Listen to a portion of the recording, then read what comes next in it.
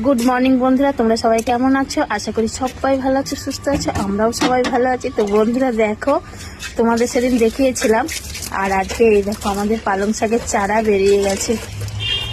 এই দেখো কি সুন্দর বেরিয়ে গেছে।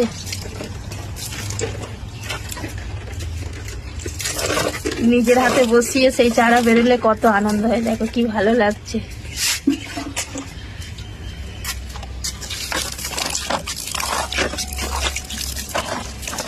এই দিকটা দাও।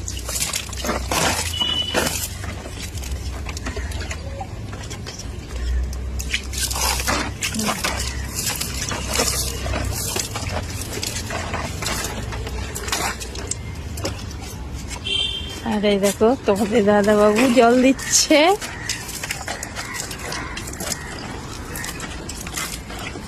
আজকে বেশ ঠান্ডা ঠান্ডা আছে, এবার ঠান্ডাটা পড়বে মনে হয়।